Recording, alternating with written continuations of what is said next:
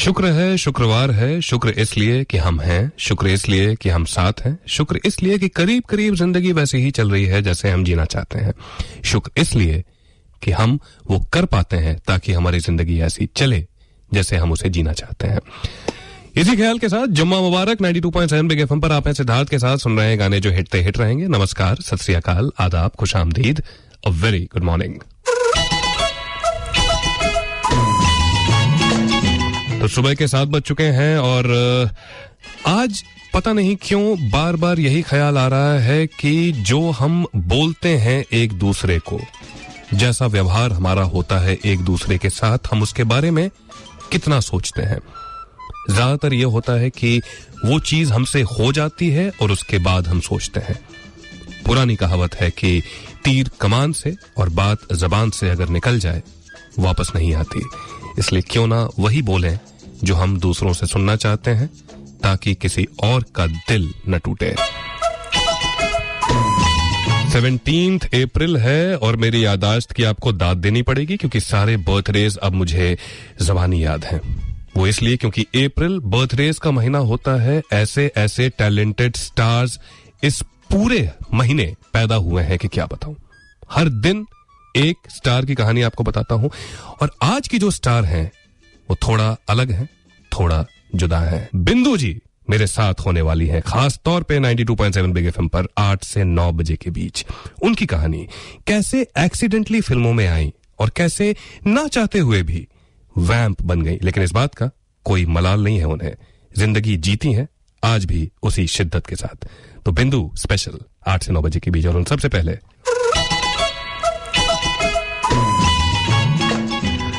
तारीख बता देना भी बहुत जरूरी है। आज 17 अप्रैल है और जैसा कि मैंने वादा किया कि बिंदु जी मेरे साथ होने वाली हैं, द बर्थडे गर्ल बिंदु जी। आज बिंदु जी का बर्थडे है तो wishing Bindu ji a very very happy birthday उनके तमाम चाहने वालों की तरफ से 92.7 बिग एफएम की तरफ से। आज की तारीख और भी खास है क्योंकि आज से ठीक 41 साल पहले 1974 में एक बहुत ही बेहतरीन फिल्म, बहुत ही बोल्ड फिल्म जिसे मैं मानता हूं, जे ओम प्रकाश साहब ने बनाई थी, वो रिलीज हुई थी आज। राजेश खन्ना साहब का स्टारडम वैसा नहीं रहा था जैसा उन्होंने देखा था 72-73 तक।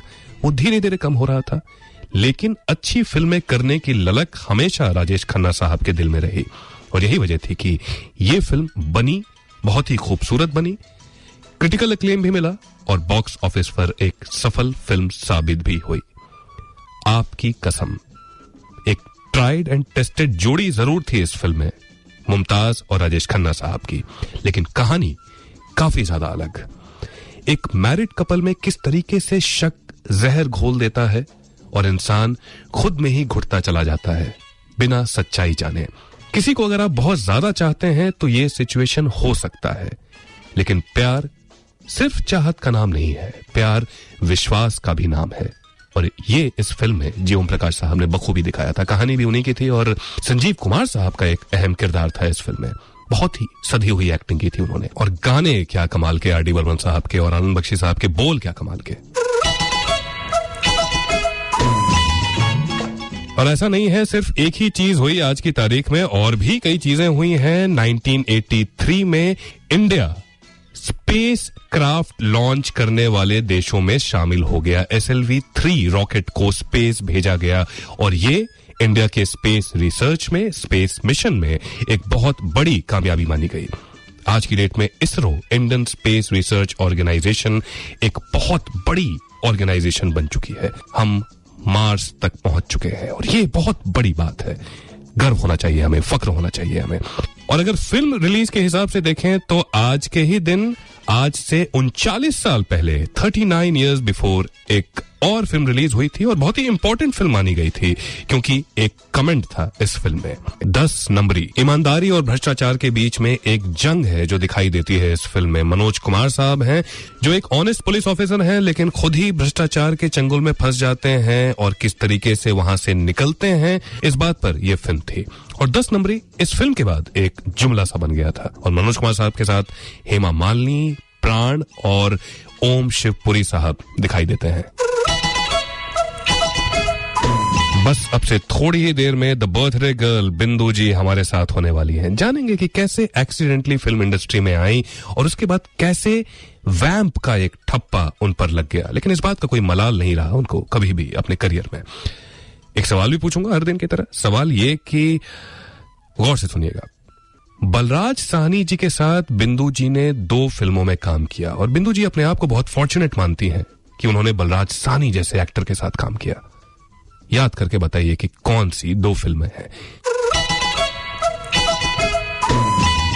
और आज खास दिन है हमारे लिए भी, क्योंकि आज बिंदु जी का बर्थडे है। तो wishing Bindu ji a very very happy birthday. और दिन और भी ज्यादा खास हो जाता है क्योंकि द बर्थडे गर्ल बिंदु अभी हमारे साथ हैं। सबसे पहले तो मैम बहुत बहुत मुबारकबाद, जन्मदिन की बहुत बहुत शुभकामनाएं। शुक्रिया, बहुत बहुत शुक्रिया। एक फिल्मी फैमिली में आपका जन्म हुआ, जहाँ तक मैंने पढ़ा है जी।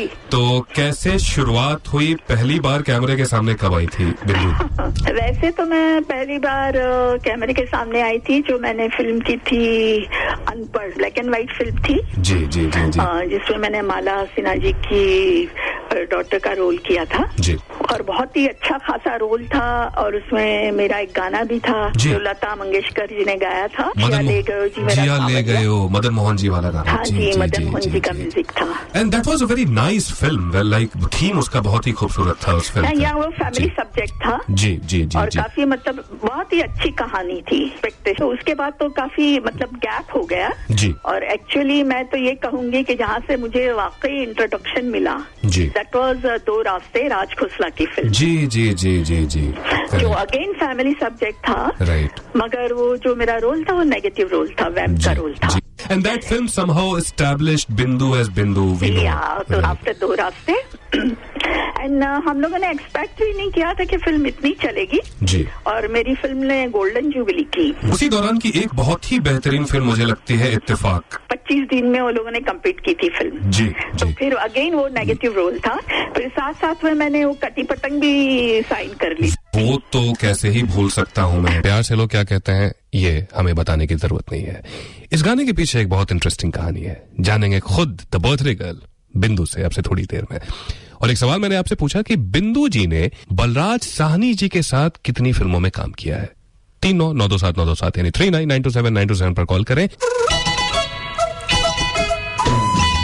और आज खास दिन है क्योंकि आज शबनम, शब्बो या बिंदु जी कह लें, उनका बर्थडे है। तो wishing Bindu ji a very very happy birthday. और अभी हमारे साथ द बर्थडे गर्ल बिंदु जी मौजूद हैं। बिंदु जी एक बार फिर से बहुत बहुत स्वागत and happy birthday to you, आपके तमाम चाहने वालों की तरफ से, 92.7 बिग एफएम की तरफ से। और अगर इस गाने की बात करूं, मेरा नाम है शबनम, मैं वो पूछना चाहूंगा कि ये गाना एक एक्सपेरिमेंटल गाना है। पूरे गाने में वो कहानी बता देती जी, है जी जी। और उसके वो जो राज है, जो हीरोइन के राज है, वो साफ कर देती है कि भाई ये है, तो ये मत समझो कि मैं तुमको जानती नहीं हूँ या पहचानती नहीं। इसलिए पूरा मतलब वो फिर वो जो उसमें पूरे गाने में है कि याद है बात है उस रात की, मैं थी तुम थी, और वो मतलब उसको मतलब जानबूझ के परेशान कर रही है जी। तो इसलिए गाना भी ज्यादा चला। और मेरा ये फर्स्ट अपना कैबरे था। ये फर्स्ट कैबरे था आपका? हाँ, तो शक्ति सामंता जी ने मुझे पूछा था पहले, जब साइन करने से पहले, कि बिंदु ये कैबरे डांसर का रोल है, मगर तुम जानती हो कैबरे करना? मैंने कहा आज तक तो किया नहीं है पर कोशिश जरूर करूंगी। उसके बाद मैंने प्रैक्टिस की और अपने रॉबर्ट मास्टर। आपने डांस पहले से सीखा हुआ था वैसे? नहीं, मैंने ये तो डांस नहीं, ये तो बिल्कुल अलग ये तो वेस्टर्न डांस है। मैंने जैसे कि भारतनाट्यम है, थोड़ा बहुत कथक है, ये थोड़ा बहुत सीखा था जी। और थोड़ी वो गॉड गिफ्ट जो बोलते, थोड़ा नेचुरल गिफ्ट भी था जी। तो सब मिल मिला के फिर मैंने ये प्रैक्टिस, मैंने जब खुद वो गाना देखा मुझे नहीं अच्छा लगा। अच्छा। मैंने शक्ति सामंता को उनको बताया, मैंने कहा नहीं ये दोबारा करिए ना, मैं और अच्छा करूंगी। तो बोले नहीं बिंदु तुम देखो ये गाना। तो मैंने कहा पता नहीं मेरा दिल रखने के लिए कह रहे हैं शायद। तुम देखो अच्छा रहेगा, सब लोग को पसंद आएगा। मगर वाकई वैसे ही हुआ। He was right absolutely. और वाकई एक इतिहास रचा इस गाने ने। एक और कैरेक्टर बिंदु जी का निभाया हुआ। खास दिन 17 अप्रैल और आज बिंदु जी का बर्थडे है। और बिंदु जी द बर्थडे गर्ल हमारे साथ है। तो बिंदु जी बहुत बहुत स्वागत आपका 92.7 बिग एफएम पर एक बार फिर से and wishing you a very very happy birthday once again. और अगर इस गाने की बात करूं, जंजीर के, बहुत ही खूबसूरत रोल जिसके नाम से आपका नाम भी जुड़ गया कुछ हद तक, वो था मोना डार्लिंग जंजीर का। जी जी जी, उसके बारे में कुछ बताइए अजीत साहब के साथ। हाँ, उस वक्त तो जंजीर में अमिताभ जी हीरो थे जी, प्राण साहब थे, जया जी थी, अजीत जी थे। तो अजीत जी के साथ मेरा मतलब एसोसिएशन दिखाया है, द गर्लफ्रेंड ऑफ अजीत जी जैसे होता है ना, डॉन होता है उसकी। राइट तो दैट वाज और हमेशा लोग मतलब उनकी मतलब अभी तो हयात ही नहीं है बेचारे, तो उसके बाद भी लोगों ने बहुत ये करना शुरू कर दिया, मोना डार्लिंग और सोना और मोना उस वक्त लोगों को इतने जहन में नहीं था। जी जी जी, मगर उनके बाद हम लोग ज्यादा पॉपुलर हो गए। उसके बाद मोना डार्लिंग ज्यादा ही कुछ पॉपुलर हो गए, बहुत ज्यादा, मतलब इट बिकेम अ टर्म। मतलब अभी भी मैं स्टेज शोज में कई बार जाता हूँ तो ये मोना डार्लिंग के जोक्स बहुत चलते हैं। जी बिल्कुल जी।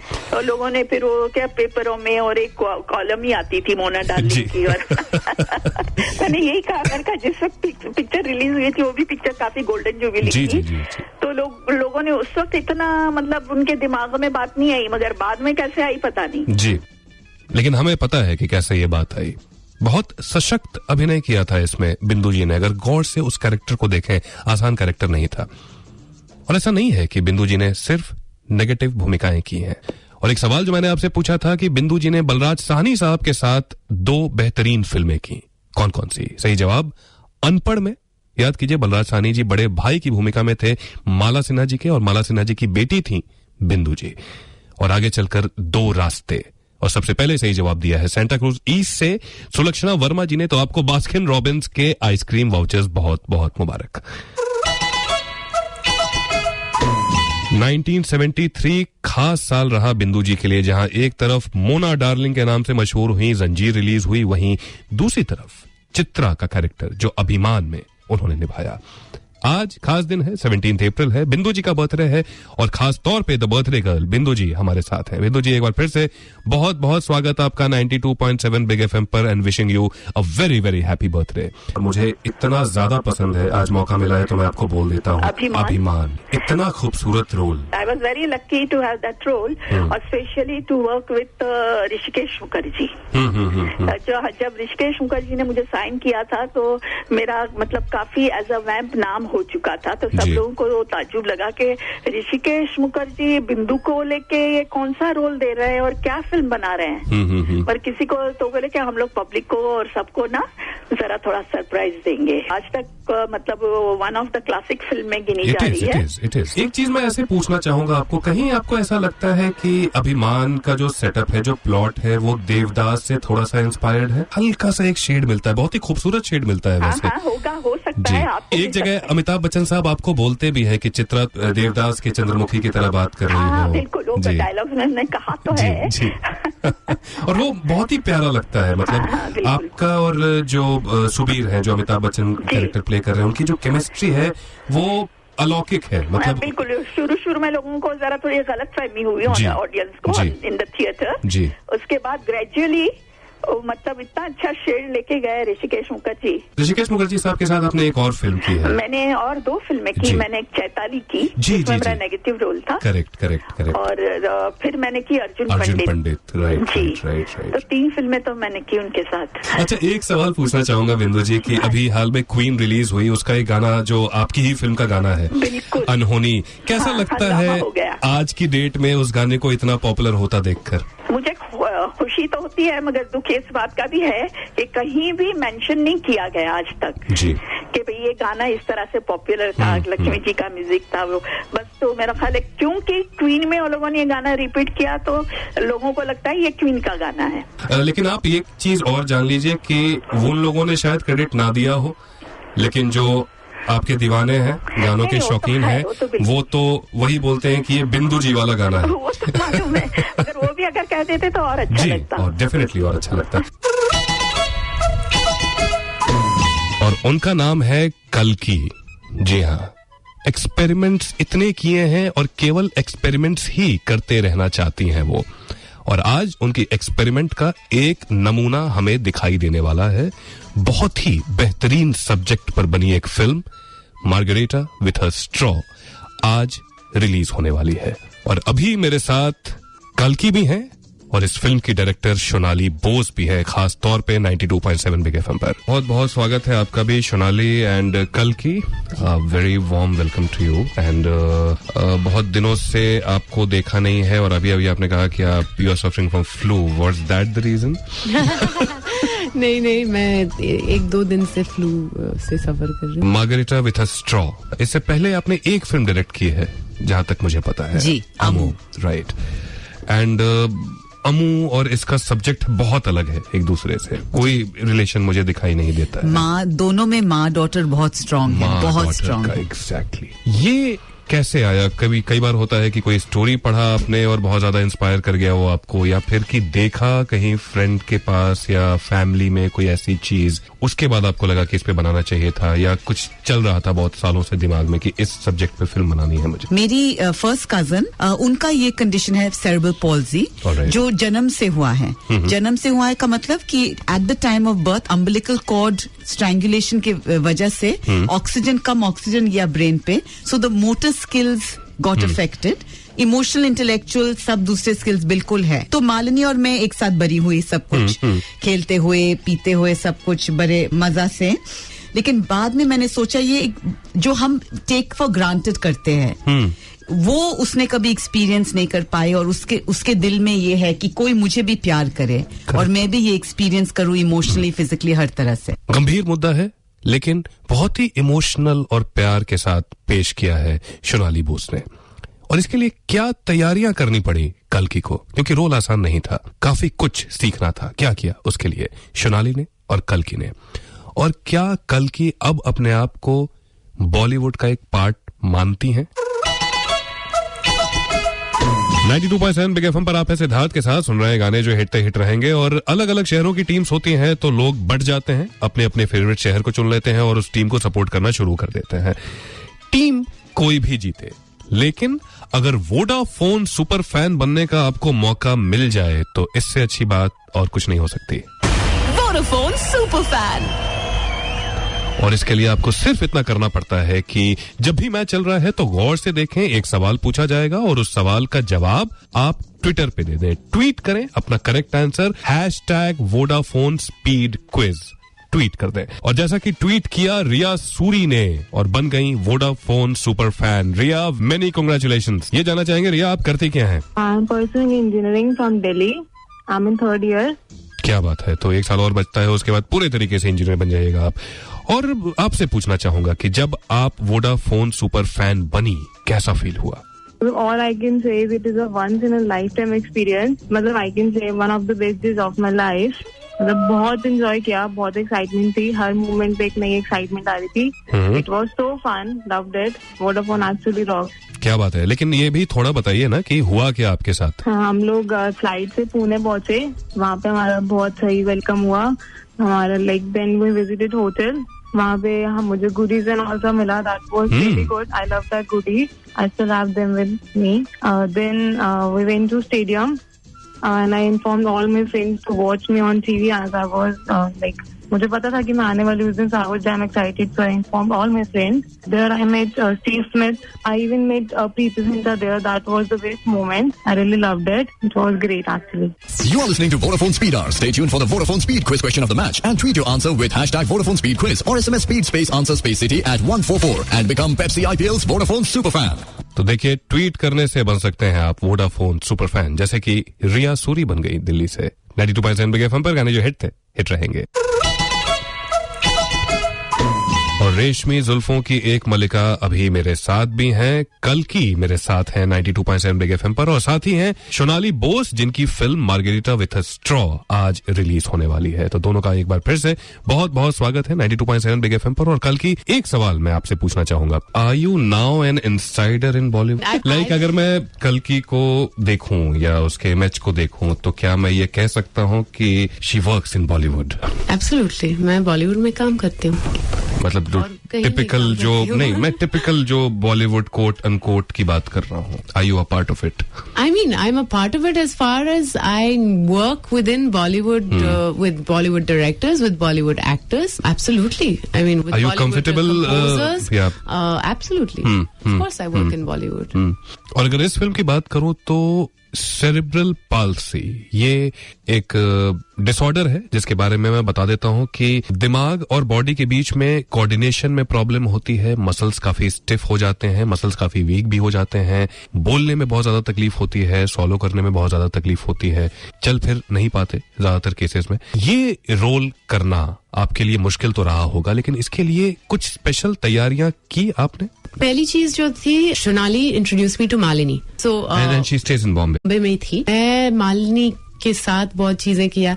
हम दोस्त बन गए. हम थिएटर में गए फिल्म देखने, हम बार में गए ड्रिंक्स पीने, उसके घर में भी रह गई मैं, उसके काम पे गई, उसके फिजियोथेरेपिस्ट और स्पीच थेरेपिस्ट से मिली.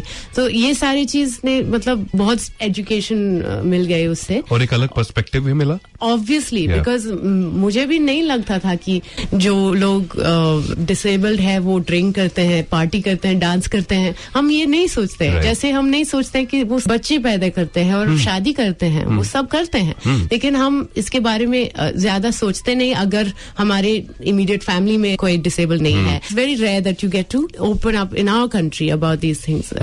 तो मेरे लिए एक बहुत बड़ा एजुकेशन था. और उसके अलावा ऑब्वियसली मैंने बहुत रियाज किया. रोज 2 घंटे के लिए I would be in Laila mode and I would do जो नॉर्मल एक्टिविटीज करती हूँ, जैसे ब्रेकफास्ट बनाती हूँ, ड्रेस करके, चेंज करके, शावर करके, वो सब मैंने एज लाइला इन कैरेक्टर करती थी. और फाइनली जब फिल्म शुरू हुआ, उससे पहले हम वर्कशॉप भी किया, थिएटर वर्कशॉप 6 हफ्ते के लिए.